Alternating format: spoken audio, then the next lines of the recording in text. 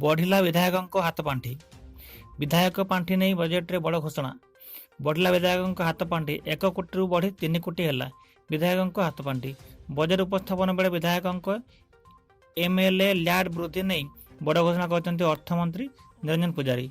सांसद हाथ पांठि 2 कोटी वृद्धि पाई 5 कोटी रे पहुंची बेले एमएलए हाथ पांठि वृद्धि करने को एथर बजेट निष्पत्ति नहीं सीधा सड़क 3 कोटी को बढ़ाई। तेज विधायक माने 3 कोटी 2 कोटी साधारण उन्नयन खर्च करेंगे, 50 लाख टंका रास्ता काम और मरामती खर्च करेंगे एवं बाकी 50 लाख शिक्षा संबंधी कार्य खर्च करेंगे। निज निज निर्वाचन मंडल उन्नति और विकास विधायक हाथ पांठि थाए। पाक रो सब योजना फेल, एफएटीएफ रो ग्रे लिस्ट ही रहिबो।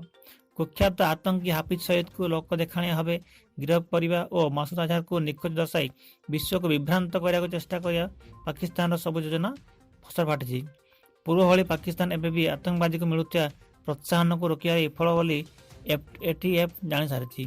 तेणु पूर्व भली एफएटीएफ रो ग्रे लिस्ट ही पाकिस्तान रहिबो। एही अंतर्राष्ट्रीय संगठन एक सब ग्रुप आज पाकिस्तान को पूर्व भली ग्रे लिस्ट रखा प्रस्ताव देछि। संभवतः शुक्रवार यह उपरे चूड़ांत फैसला नियाजिबो। रेल भित्तिभूमि को 400 और एयर स्ट्रिप 100 कोटी। राज्य में रेल भित्तिभूमि विकास लगी राज्य सरकार 2020-21 बजेट रे व्यय बराद करछंती। रेलपथ निर्माण साहू अन्यान्य आनुषंगिक विकासमूलक कार्य लगी सरकार 400 कोटी टंका व्यवस्था करछंती। एने अर्थमंत्री निरंजन पुजारी मंगलवार संध्यारे विधानसभा बजेट उपस्थापन करने समय सूचना देछंती।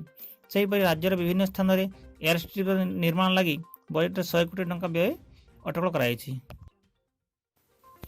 इराक 5टी प्रदेश को यात्रा न करने विदेश मंत्रालय परामर्श। भारतीय नागरिक माने इराक 5टी प्रदेश निनेवे, सलाहुद्दीन, दियाला, अनबर और पिरकुक को छाड़ी बाकी अन्य स्थान गस्त करें बोली वैदेशिक मंत्रालय पक्षर कही। एक गस्त परामर्श सूची जारी कर मंत्रालय कही इराक सांप्रतिक निरापत्ता परिस्थिति दृष्टि से 5टी प्रदेश असुरक्षित बोली विवेचना कराउछि।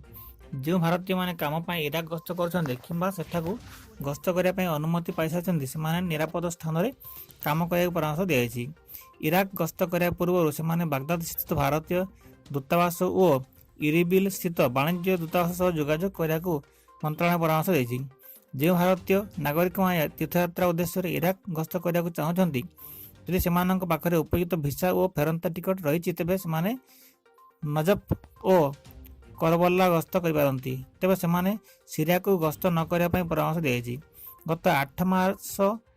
गत मास 8 तारिख में भारत यार नागरिक मान विशेष जरूरी नथिले इराक गस्त न करने परामर्श देता।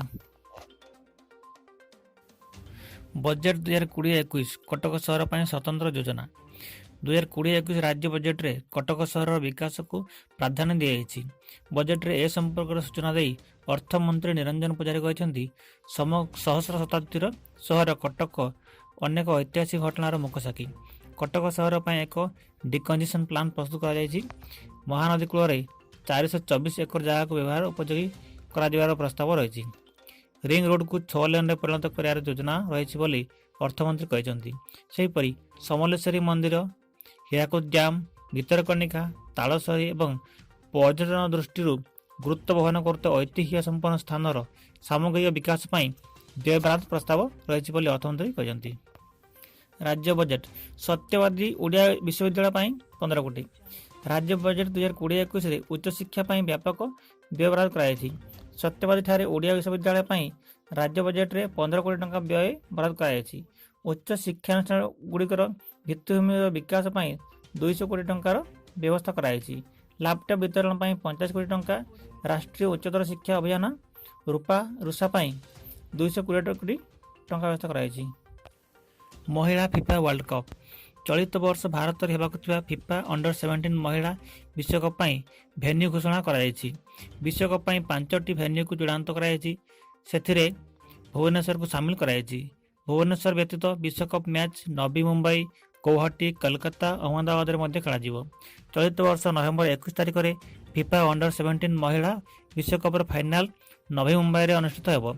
ଭୁବନେଶ୍ୱରର କଳିଙ୍ଗ ଷ୍ଟାଡିୟମରେ ଲିଗ୍ ମ୍ୟାଚ୍ ବ୍ୟତୀତ ନକଆଉଟ୍ ମ୍ୟାଚ୍ ମଧ୍ୟ ଖେଳାଯିବ। ଲିଗ୍ ପର୍ଯ୍ୟାୟରେ 6ଟି ମ୍ୟାଚ୍, ଗୋଟିଏ କ୍ୱାର୍ଟର ଫାଇନାଲ ଏବଂ ଗୋଟିଏ ସେମିଫାଇନାଲ ମୁକାବିଲା କଳିଙ୍ଗରେ ଅନୁଷ୍ଠିତ ହେବ। କଳିଙ୍ଗରେ 6ଟି ଯାକ ଲିଗ୍ ମ୍ୟାଚ୍ ଯଥାକ୍ରମେ ନଭେମ୍ବର 2ରେ 2ଟି, ନଭେମ୍ବର 5ରେ 2ଟି ଏବଂ ନଭେମ୍ବର 8ରେ 2ଟି ମ୍ୟାଚ୍ ଖେଳାଯିବ। ସେହିପରି ନଭେମ୍ବର 12ରେ କ୍ୱାର୍ଟର ଫାଇନାଲ ଏବଂ 17 ତାରିଖରେ ସେମିଫାଇନାଲ ମ୍ୟାଚ୍ ମଧ୍ୟ କଳିଙ୍ଗରେ ଅନୁଷ୍ଠିତ ହେବ। ଟୁର୍ଣ୍ଣାମେଣ୍ଟ ଲିଗ୍ ମ୍ୟାଚ୍ ନଭେମ୍ବର 2ରୁ 9 ତାରିଖ ପର୍ଯ୍ୟନ୍ତ 5ଟି ଯାକ ଭେନ୍ୟୁରେ ଆୟୋଜିତ ହେବ। ଏହାପରେ ନଭେମ୍ବର 12 ଓ 13 ତାରିଖରେ କ୍ୱାର୍ଟର ଓ 17 ତାରିଖରେ ସେମିଫାଇନାଲ ଏବଂ 21 ତାରିଖରେ ତୃତୀୟ ସ୍ଥାନ ଏବଂ ଫାଇନାଲ ମ୍ୟାଚ୍ ଖେଳାଯିବ। ପୁରୀ ପାଇଁ ଅବଢାରେ 695 କୋଟି, ଏକାମ୍ର ଯୋଜନାରେ ଶ୍ରୀଲିଙ୍ଗରାଜଙ୍କ ଲାଗି ଖର୍ଚ୍ଚ ହେବ 150 କୋଟି। ଚଳିତ 2020-21 ଆର୍ଥିକ ବର୍ଷ ଲାଗି ରାଜ୍ୟ ସରକାର ପ୍ରସ୍ତୁତ କରିଥିବା ବଜେଟରେ ଶ୍ରୀକ୍ଷେତ୍ର ଏବଂ ଏକାମ୍ର କ୍ଷେତ୍ରକୁ ଗୁରୁତ୍ୱ ଦେଇଛନ୍ତି।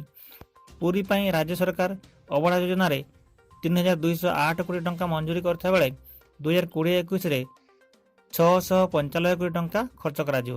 ସେହିପରି ଏକାମ୍ର ଯୋଜନାରେ ଶ୍ରୀଲିଙ୍ଗରାଜ ମନ୍ଦିରର ବିକାଶ ଲାଗି 700 କୋଟି ଟଙ୍କା ଖର୍ଚ୍ଚ ମଞ୍ଜୁର ହୋଇଛି, ଯେଉଁଥିରୁ 2020-21ରେ 150 କୋଟି ଟଙ୍କା ଖର୍ଚ୍ଚ ହେବ ବୋଲି ଅର୍ଥମନ୍ତ୍ରୀ ନିରଞ୍ଜନ ପୂଜାରୀ ବଜେଟ୍ ଉପସ୍ଥାପନ କରି ସୂଚନା ଦେଇଛନ୍ତି। ଅବଢା ଯୋଜନାରେ ପୁରୀକୁ ବିଶ୍ୱ ଐତିହ୍ୟ ନଗରୀ ଭାବେ ପରିଗଣିତ କରିବା ଲାଗି ରାଜ୍ୟ ସରକାର ନକ୍ସା ପ୍ରସ୍ତୁତ କରିଛନ୍ତି। ମଞ୍ଜୁର ହୋଇଥିବା ଅର୍ଥରେ ଶ୍ରୀସେତୁ, ଜଗନ୍ନାଥ ବଲ୍ଲଭ ବଜାରର ପୁନଃ ଉନ୍ନତିକରଣ, ସମୁଦ୍ର ବେଳାଭୂମିର ଭେଣ୍ଡିଂ ଜୋନ୍, ସ୍ୱର୍ଗଦ୍ୱାର ଉନ୍ନତିକରଣ ଇତ୍ୟାଦି କରାଯିବ।